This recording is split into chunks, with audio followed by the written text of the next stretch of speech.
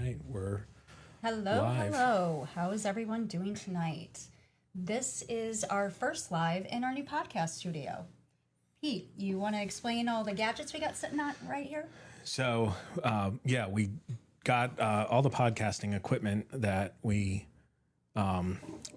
need to be able to do multi-person podcasts and do live streaming while we're recording. So, obviously, we've got a camera on. We're using a computer with OBS software on the desk here. Obviously, we have microphones. We've got headsets so we can hear each other talking and hear any other guests that we bring in. And then right here, this magic is a Rodecaster Duo. It's a podcast recorder / audio interface. Allows us to plug in multiple microphones and other sources. And then I've got over here a little switcher from Fifine that allows me to control the live feed and all kinds of fun stuff like that. So this is our initial podcast studio setup. This is sort of our first real run through, playing with all of the equipment to make sure everything is working. And obviously we'll make some adjustments as needed down the road. But for now, we wanted to officially get started with the new podcast and new podcast studio. And touching the mic. It's I don't know if it's these headsets or what, but I feel like my audio keeps cutting out of what I'm hearing. So this is our very first live, so there's going to be technical blips and glitches as we work everything out. So please bear with us as we work out the kinks of everything. Every new podcast has things it needs to run through to adjust and get adjusted for the best quality. So we wanted to jump on. We don't want this to be too long of an episode, but we want to jump on because we feel like there has been a lot of craziness happening the last 72 hours, just over 72 hours. And we wanted to share that with everybody because it's definitely transparency is important. Definitely been a wild weekend. Yes. Some unexpected stuff happened, and there we go. So I guess we'll start. We'll start with Friday morning. So and that's on a you lot to of people, start. Yeah, a lot of people are aware that we had gone to a friend of mine. Now, this friend of mine I have known for over a year now. I actually did meet her in One Mom's Battle, Florida, and she has been attempting to court watch my hearings for quite a while now. So when she put out the request to have court watchers for herself on Friday, and she's local enough that I can drive to the courthouse in person, I feel that in-person court watching is absolutely important, especially to us domestic violence victims, survivors. Having that in-person support is crucial when it comes to federal ADA accommodations and having advocacy. So we had left the house around 7:45 Friday morning to head out to Sanford, Florida, to the Seminole County Courthouse to court watch. And as you guys are aware, I went live right after that. You saw who I was court watching for. The live that I had posted went viral, in my opinion, within the community of family court crisis. It's the most shares any of my Facebook lives have had. Most views it's ever had. So in my world, it went viral. That's big for me. But I felt like my 4-minute live was very important to get the word out about the importance of court watching for others and the importance of court watching for us as well, because then we can see the systemic issues happening in family court and how they are isolating us. And that is what we need to expose. This isolation is to keep us in silence and keep any witnesses from seeing what's happening. So that hearing was scheduled for 8:30 a.m. Around 8 a.m., Pete gets a call. Tell us about that. We've mentioned it before. My mom is 83 years old. We had to move her into an assisted living facility about actually just over a year ago due to her dementia and just physical limitations. She's 83. She's got some medical stuff going on. But the facility called me at 8 o'clock in the morning to say, hey, something's not right with your mom this morning. She's really confused. Basically, we think she needs to go to the hospital. I said, well, okay, I'm on the other side of the county, so I can't exactly run over right now and take her myself. So I asked them to call 911 and arrange the ambulance to take her to the hospital. So then there's nothing I can do in, us rushing to the hospital at that exact moment wasn't going to change anything or do anything. So it always takes time to get them checked into the hospital anyways. So we let the facility and the ambulance get her to the hospital, and we continued over because we were just about there, to the Seminole County Courthouse to be able to support Crystal and try to court watch for her. Yeah. So we get to the courthouse at 8:30. Crystal was not called in at the time she was scheduled for. And the observations I made, quite a few observations. As we were sitting there, more and more people started lining up on the benches that we were sitting at. There were 2 emotional support dogs that were there specifically for these hearings, to be supportive of the people in the hearings. And so Crystal had Pete and I court watching, as well as her other friend Lillian. And Crystal gets called in around 8:45, 8:45. We all get up with her and try to walk in with her. And the bailiff told us it was Crystal only. None of us were allowed, including the emotion support dogs that were standing right there specifically for her, is what it seemed like. They were totally closest to us, so it definitely seemed like they were there. Yeah, the handlers had definitely been told that there was a hearing starting at 8:30. They were aware there was a hearing at 8:30, and they were there to be able to support whoever was in need in that 8:30 hearing. Yeah. And nobody was allowed into the courtroom. No one. Crystal was absolutely alone in that courtroom. It was it's actually larger than some of the hearing rooms that I've been in at the Daytona Courthouse. So there was plenty of room for court watchers and DV advocates to sit in the back and not be front and center. And that alarmed me, because this is the exact same behavior that the Daytona Courthouse judges have been doing to me, as well as the general magistrate had been doing to me. Not allowing my court watchers in the virtual hearings, very, very selectively allowing certain people to court watch in person when Justin and I were in person. And only Justin's supporters were allowed into the courtroom. So it became very alarming to me that now I'm witnessing someone else going through this exact same isolation and seclusion that I know is not legal. I know what has been happening to me for the last 5 years is illegal. It's a violation of a plethora of my constitutional rights. So, of course, I'm there as an advocate through my nonprofit, Justice for the Serlick Children, which our mission statement is to raise awareness to what is happening in these family court hearings and how we're being isolated, how they're not allowing witnesses, etc. Because that allows them to do whatever they want, because there's no witnesses.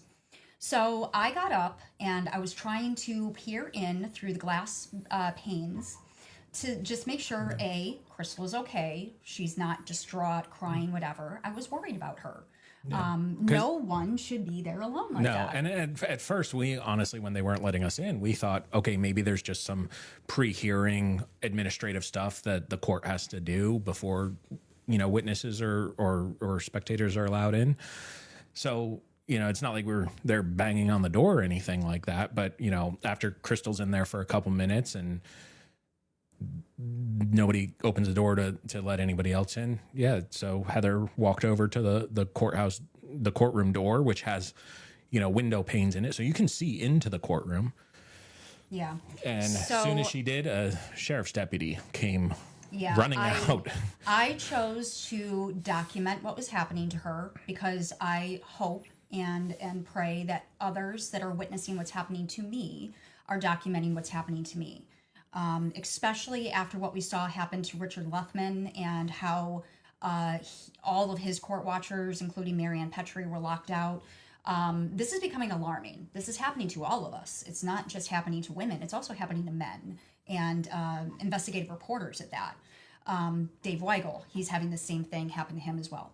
So we as advocates of this family court crisis are speaking up in regards to this. So to document it, I took out my phone and I wanted to get a picture specifically of Crystal to document that she was there alone because I knew they were violating her constitutional rights and federal ADA rights. So I wanted to document for her if she needed that documentation. And just to be clear, we were in a publicly accessible hallway of the courthouse. I did not see any signs barring, pictures or photography. No, I looked before I even turned my phone on. There were no signs stating no recording allowed, no signs, no photography allowed, no signs saying turn your phone off, none of that. I am very careful with doing that.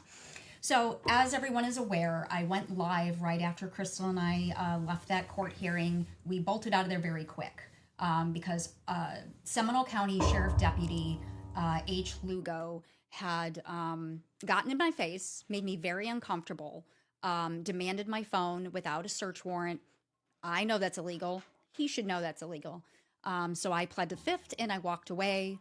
No drama, no real escalation of things. We quickly left with Crystal and Lilium in the courthouse and said our goodbyes. Yeah. I told Lilium she could absolutely subpoena me as a witness in any federal cases she wants to bring forth because she definitely has a right to. And Crystal kind of filled us in on exactly what happened in the courtroom. And suffice it to say, I mean, it sort of echoed through a lot of, we've heard so many similar stories at this point and things I've seen happen to Heather. And it was, almost identical, basically. The judges just don't care. And, they use every excuse in their book to just avoid taking any responsibility or making any real positive decisions.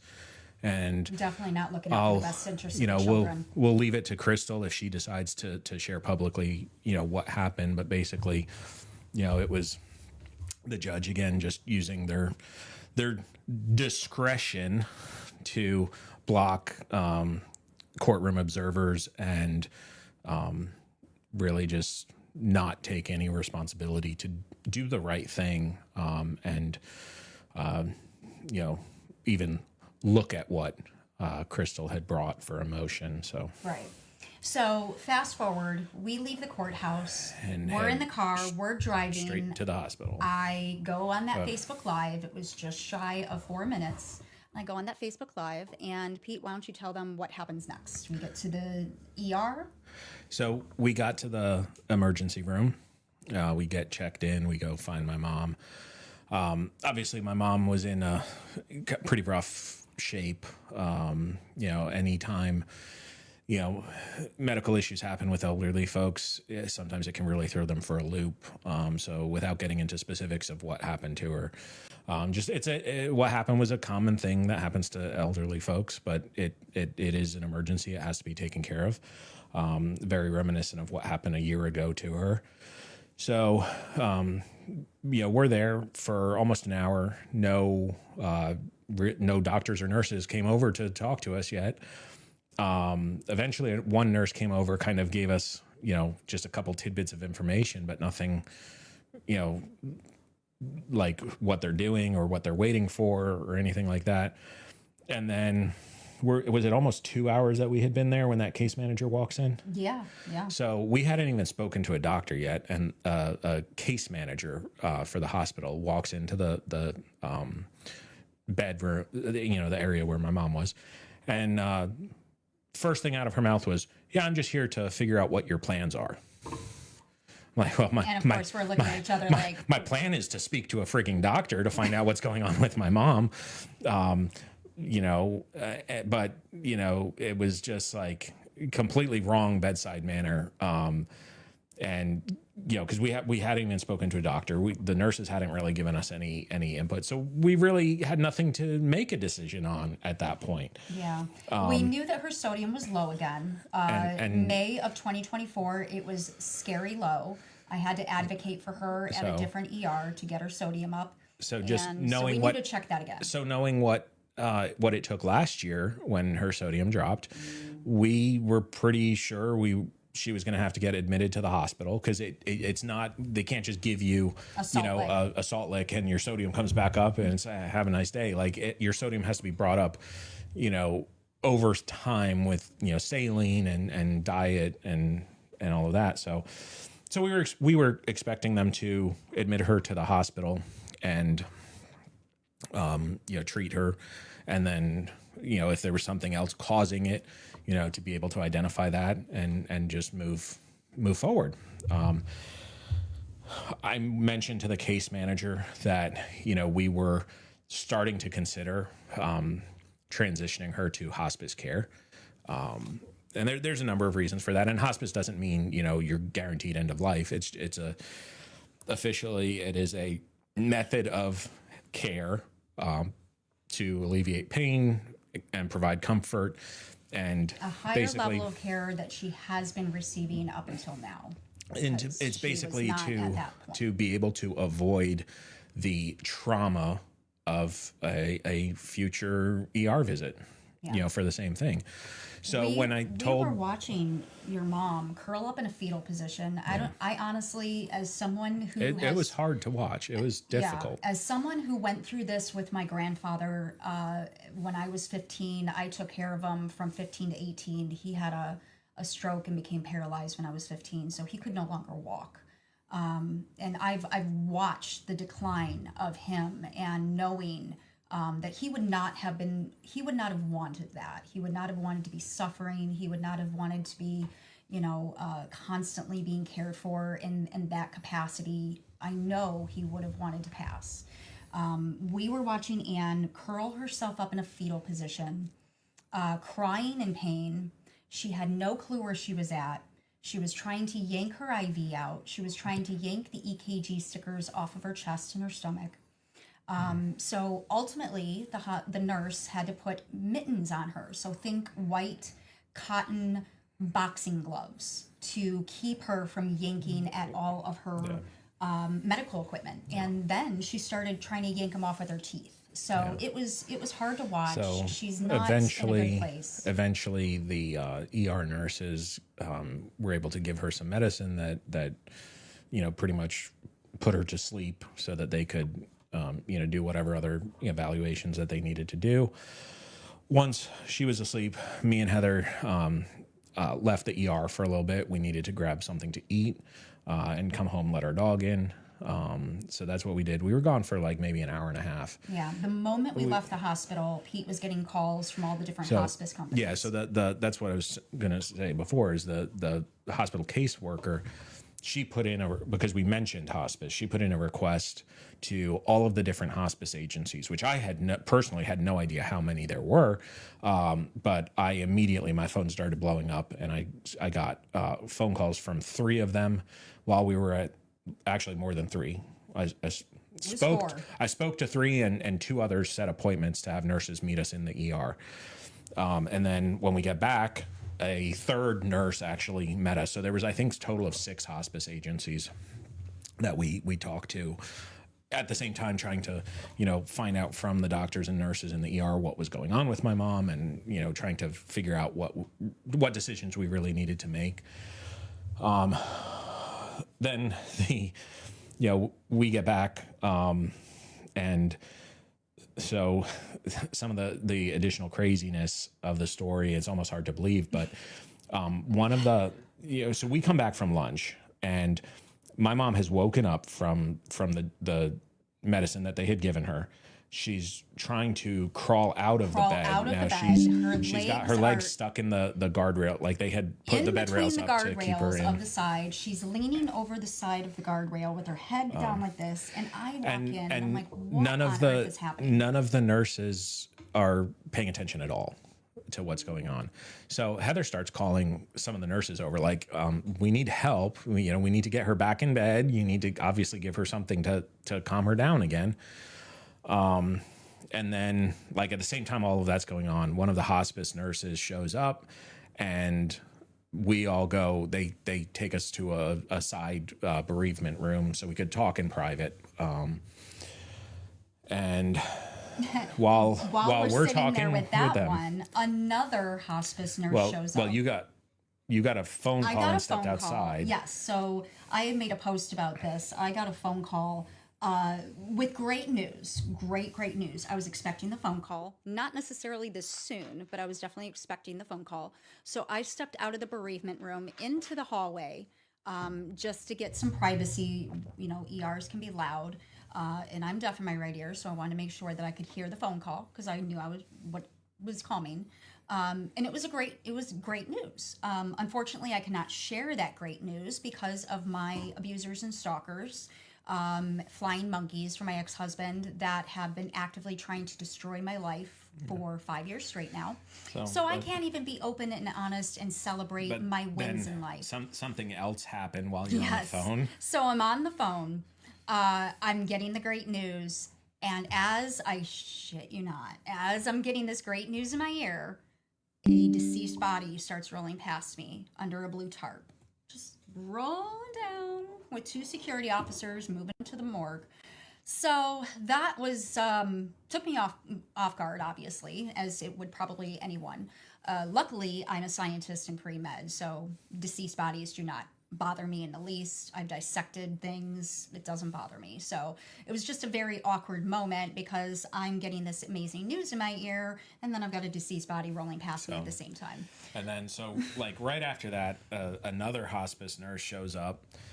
So Heather starts talking to that hospice nurse out in the hallway so I could finish talking with the first hospice nurse.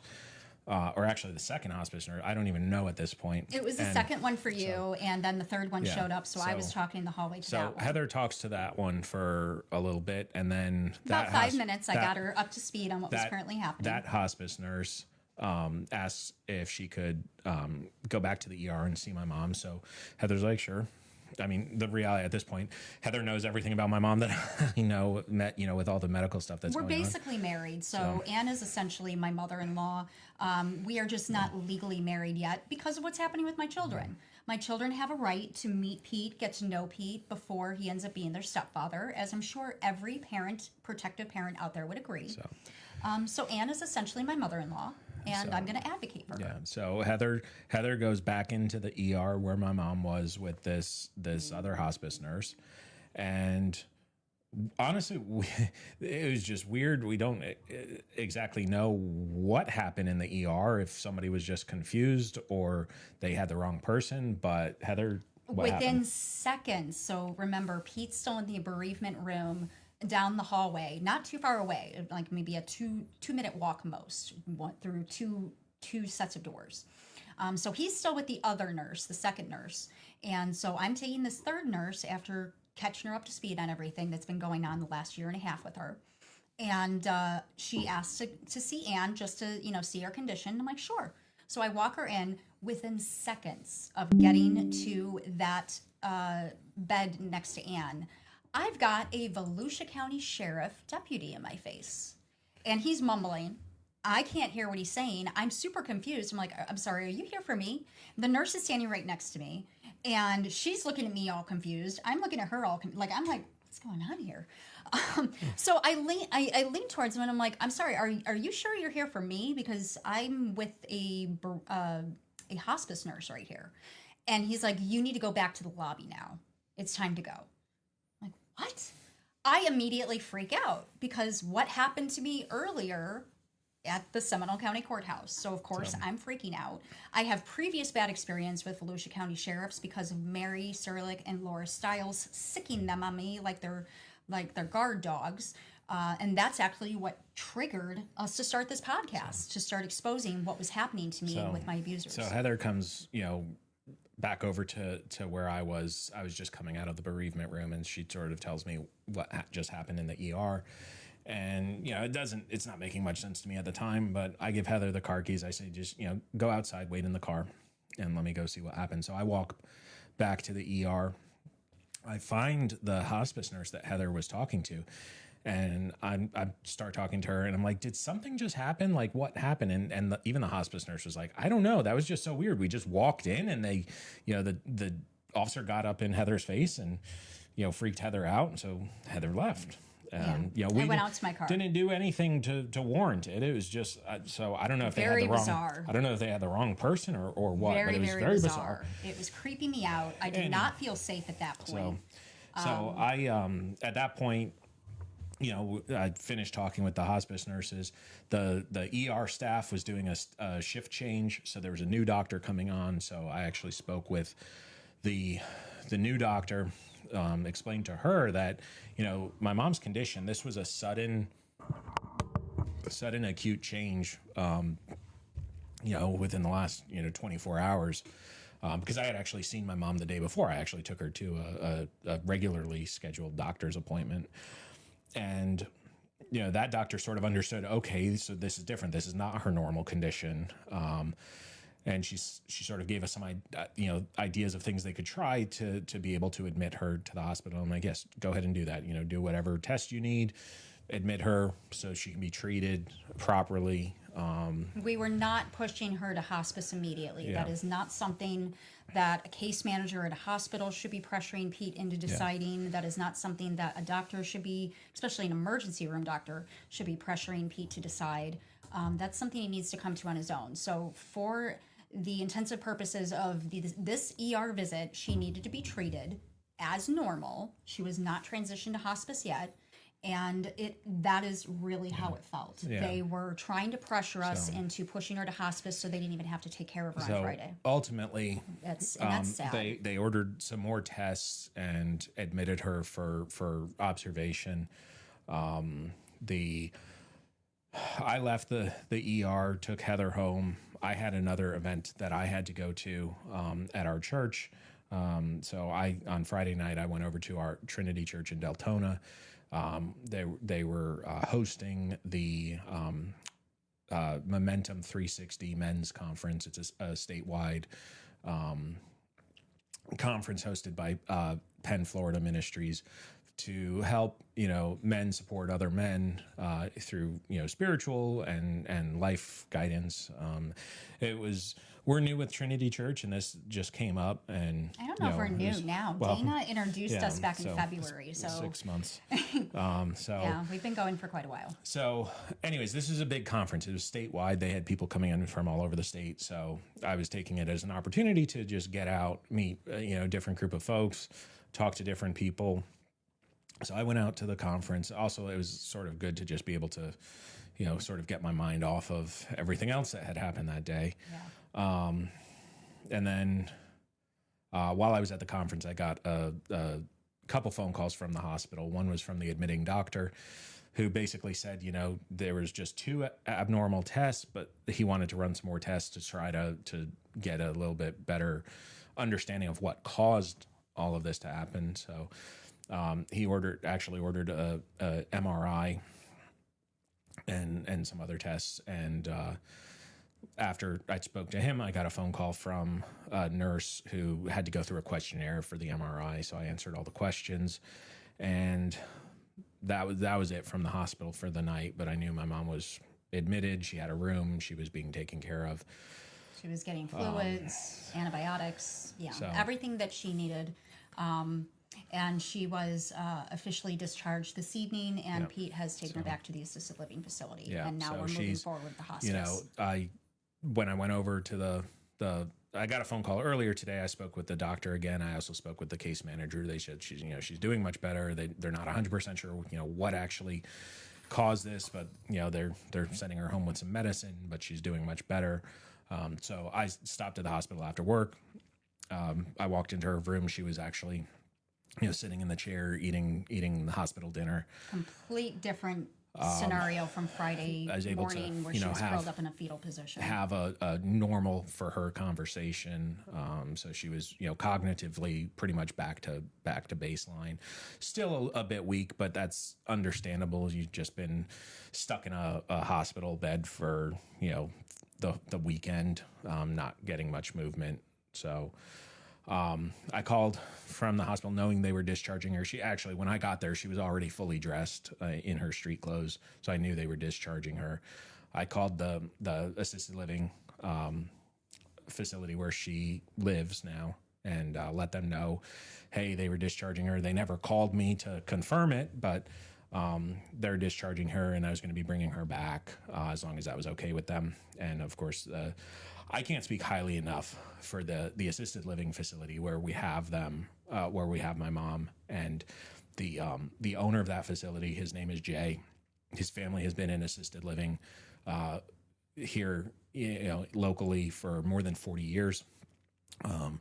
They're very much, all of their residents are family to them, and the past year they have made things so much easier for us. We don't have to worry about my mom. We know she's taken care of. Every time we go over there, it's clean. The patients are getting, good food. There's, things for them to do, whether it's watching TV, sitting outside. And it's a house. It's not house, a hospital, so they're all close together. They're all watched closely. And truly, when something happens to one of the residents, it's like something's happening to their family. So, they've been great, to help us get through this. This afternoon, I actually spoke with the owner while I was at work. I called him to he called me to try to get an update. And so we spoke, and I actually asked him, I'm like, from your opinion, which hospice agencies, are good, because they all will tell you, they're the best thing since sliced bread, but he's the one, he sees, how they treat patients, and obviously because they run the facility, they know which agencies are easy to work with from their point of view. So he told me basically his top two, which was great because the one we had picked was one of those two. So I picked my mom up from the hospital. I was able to bring her back to the assisted living facility where she lives. Spoke with the staff there.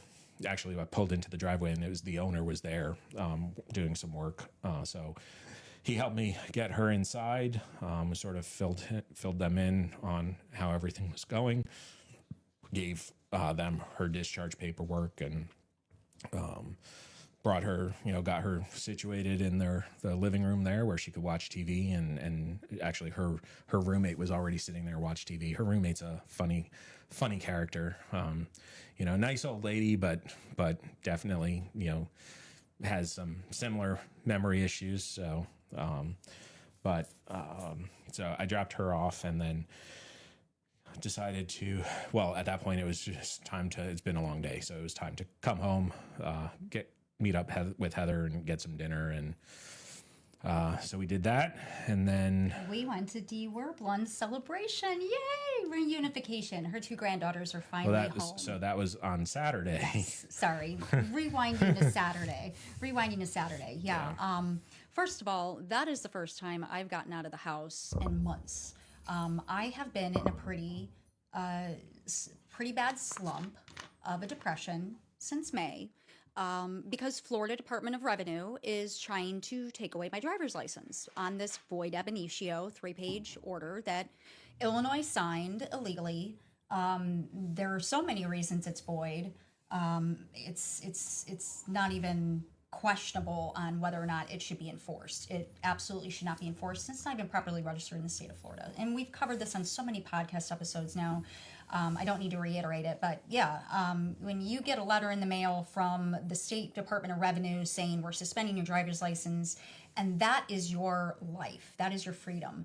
My therapy is quite literally getting behind the wheel and driving on open roads and blasting music as loud as I can turn it up and just singing my heart out. And I'm not bothering anybody. Pete's not listening to my Taylor Swift. My pop songs that I listen to uplift my spirits. I'm a Swiftie, proud Swiftie. I always have been. I've been following her since the very beginning. So when I'm in a slump, I blast her music, especially right now, Reputation.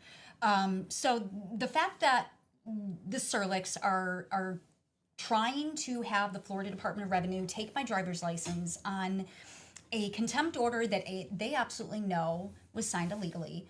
I don't need to go into the details, but I've explained it, why that contempt order in November is legal. It violated my due process. You know, we all have the same story. No due process when it comes to family court. So I don't even need to remind you guys that there's just zero due process.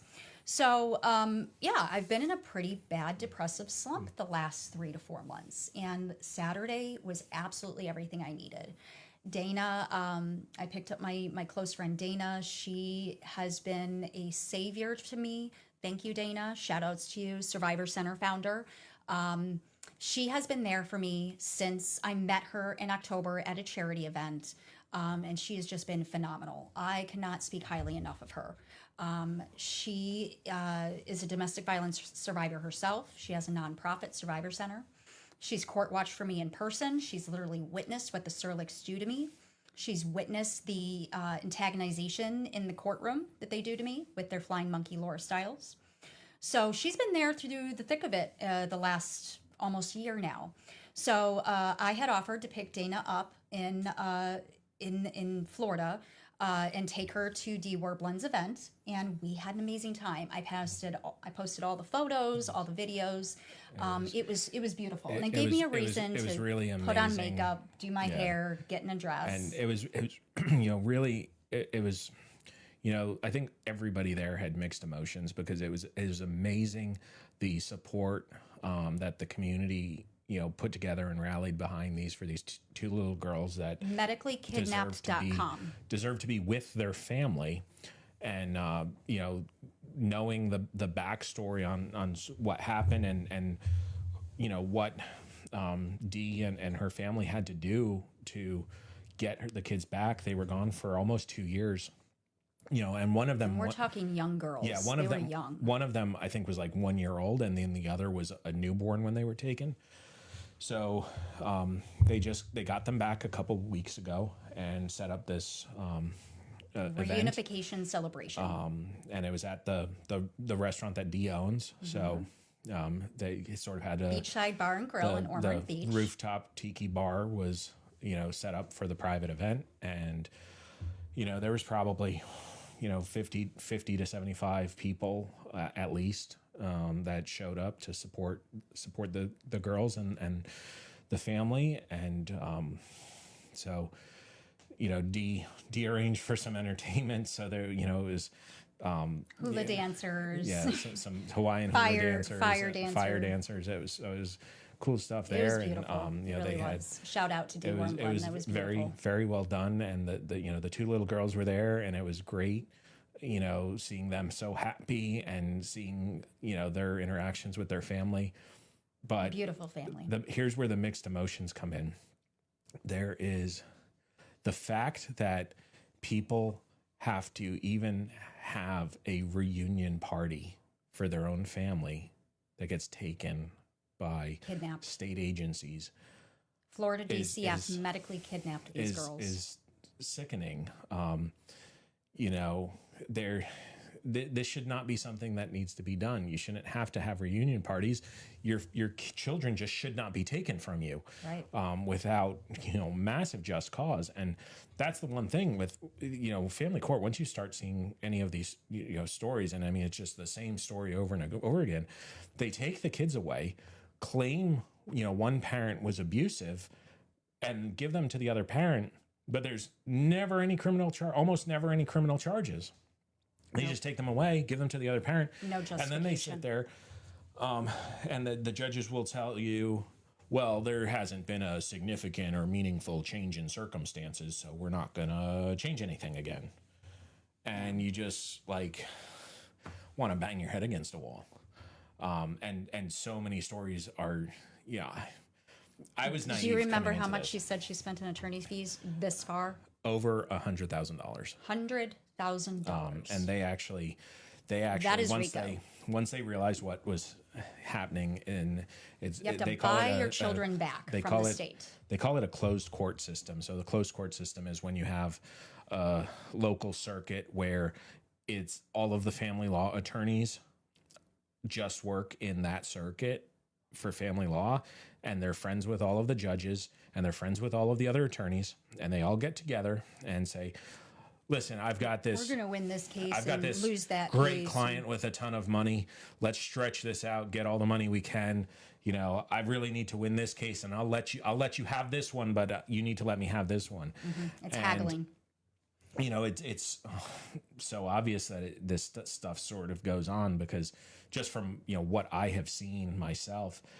So once they realized that sort of stuff was happening in this closed court system, and of course the lawyers don't want to piss off the judge because they're going to have another case in front of that judge and then another and another. So you don't ever want to make the judge mad. So they actually went luckily for them, you know, they have the means. They were able to go get an attorney from out of state.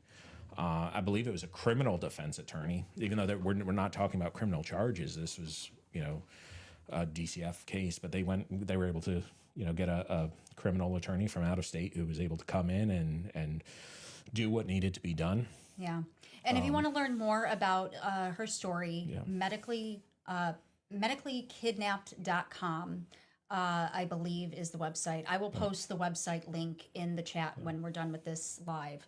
But yeah, she has a website telling her story. She's also sharing a few other people's stories on that website as well. So definitely check it out. But we want to, so now that we've kind of given you an overview of Friday morning all the way to today, we feel obligated because we have both been witnessing this together. We feel obligated to let everyone know that there are snakes in our garden.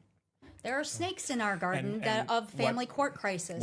What we mean by that is, you know, as you are involved in family court issues, you may get on social media and you may find other groups that seem like support groups or movements that seem like they have a plan to, you know, plan of action. And unfortunately, we've seen this a couple times now with different groups and different people, that you start to recognize patterns. And, you know, a lot of the patterns are these people, you know, they might have a group, you know, or a action plan, but every time they have a conference call, it's, oh, by the way, here's my book. Here's a link to buy it. Here's, you know, a link for my services, which, you know, it's not completely wrong for, you know, people if they have a service that can benefit people in family court system. But don't take advantage of us. But, you know, when it gets to a point where you're no longer really focused on the mission, you're focused on trying to find Promote clients. yourself. Make money off of the victims. So that's wrong. Without naming names, because we've actually seen, you know, this happen multiple times with different people. And it's not just, you know, sometimes it's the people leading the groups. Right. Other times it's an individual that says, I've got this service. I can help you out. You know, there was one person purporting to be a paralegal that we had come across. I hired him, and he actually was a recommendation from someone I trusted, and I hired him. I signed a contract with him, and only because he came already recommended, I did not do my due diligence. Guys, do your due diligence on these people. Right. I did not do my due diligence and reach out to get references to make sure this person was legit, and he stole $500 from me. $500 the beginning of this year. He stole from me. He was supposed to be a paralegal that was going to help me draft my federal complaints, and he did nothing of the sort, nothing even close to it, and just absconded with my $500 cash. The documents that we got were so, you know, poorly prepared. Like he literally couldn't even get our names straight. Yeah. With this us person typing them in a message to him, like, put this name here. This person is circulating in this family court crisis group. Someone else in a previous live said that they used him, and I'm like, that's who I was talking about. Be careful with that person. Yeah. So there are snakes in our garden, guys. People out there that are just trying to get money. And then, you know, there's people, you know, unfortunately there's these groups out there, movements that, you know, they're the people running them have, you know, their story is that they've been involved in family court themselves, and they've got, you know, You would think they would have a level of empathy, right? They've got an action plan or something they want to do, and it sounds great. So you want to get behind it, and then you start to sort of help, starting to get behind it, and all of a sudden it's everything is, do this my way, buy my book, you need to use my language, you need to do things exactly my way, and then oh, I love your idea. Let me tell everybody it's my idea. Let me make it my own. So, first of all, guys, I'm a writer. I'm a publisher. I have published with the U.S. Geological Survey and Geological Society of America as a scientist. So I have published. As a child, I was a young author, and I've published as a young author. And when I become a PhD candidate, I will be publishing books on what I'm currently dealing with and what I'm currently witnessing is happening to others. And I will be joining other authors like Marilee McLean, Marianne Petrie, Dana for Survivor Center. She's also published. Her book is on Amazon, Savage Angel. So I will be joining all those other powerful women eventually and publishing my own books on my experiences with family court crisis. So when someone takes my ideas, my writing, and makes it their own, that is theft, that is abuse, that is taking advantage of me.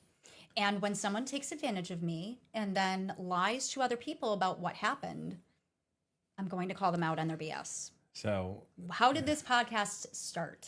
Why did we even start this podcast, Pete? What was I calling out on the BS and the narcissism? Well, I mean, ultimately, you did your first live. Why? What was that first live? What happened? The sheriff's department showed up to take you to jail for not paying child support, even though you were still in the middle of fighting it in court.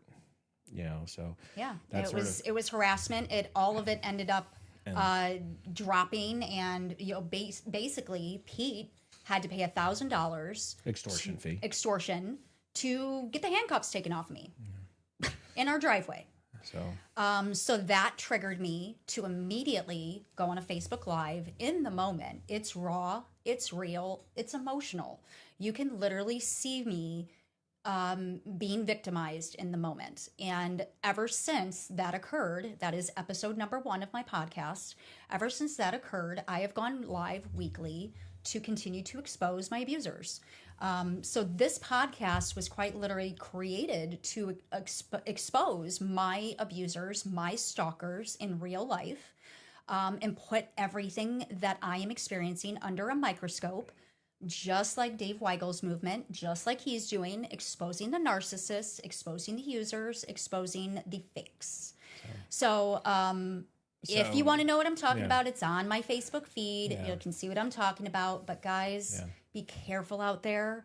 There are snakes in the garden looking to take advantage of us as victims. We are vulnerable. We are impressionable. And we need to look out for each other. When one of us is hurt by someone that supposedly is part of this family court crisis movement and wants to make real changes, we need to speak out when that particular person is being abusive and controlling. And I'm just going to leave it at that. And, for my input, obviously I saw this starting, Friday when we're in the ER with the messages coming in.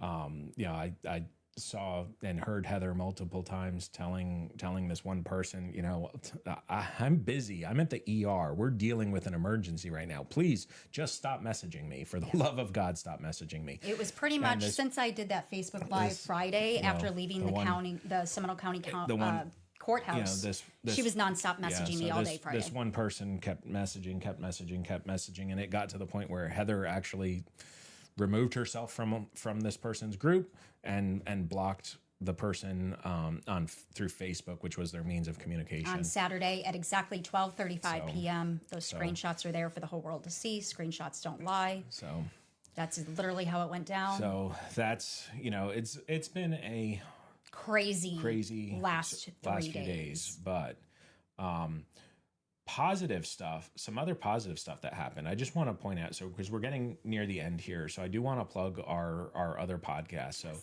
right now you're watching we're doing a Facebook Live while we're recording this. This is the Justice for the Serlick Children podcast. This is really the podcast where Heather tells her story and what happened with her family and her children. Heather has another podcast that we are, now that we're set up with the studio equipment, Heather will be recording interviews with folks for the Disrupt the Corrupt podcast, which is going to focus on family court corruption and victims of family court issues and domestic violence. Basically, it's going to be a platform for people to be able to tell their stories and get them out into the public. And then I'm going to be hosting the Support is Not Silent podcast. And what is that about, Heather? So that is because you are my partner. You have been by my side since pretty much April 2023. So you have witnessed everything that's been happening to me here in Florida, everything that my ex-husband's family and their flying monkey Laura Stiles have been doing to not only me, but you as well. Stalking you, harassing you, emailing you, messaging you, using aliases to message you. It is insane. So he's going through it. He's living the hell that I'm living. And the partners of the court victims are kind of off in the shadows, and they absolutely should not be, because they are going through it. So Support Isn't Silent is for the partners. It's for the family members, the brothers, the sisters, the moms, the dads, the aunts, the uncles, and friends of the victims of this court crisis. So and they need to have a voice. It's going to be a platform for them to tell their stories and help tell the stories of the folks that they're supporting. And the other cool thing, so, Heather has gotten behind some of these other national movements. One of them is the Family Fraud Warrior Project. Dave Weigel? Or Family Court Fraud Warrior Project, however, what it is. Yes, it's a long name. Family Court Fraud Warrior Project. That's what Capital Project. That's what Dave Weigel, and I actually had the opportunity to speak with Dave on the phone yesterday. Me and him have somewhat similar background in what our careers are, similar but different. We had a conversation, and, sort of what he's doing with his movement. He had actually had an idea without knowing about, the podcast I'm getting ready to set up and host.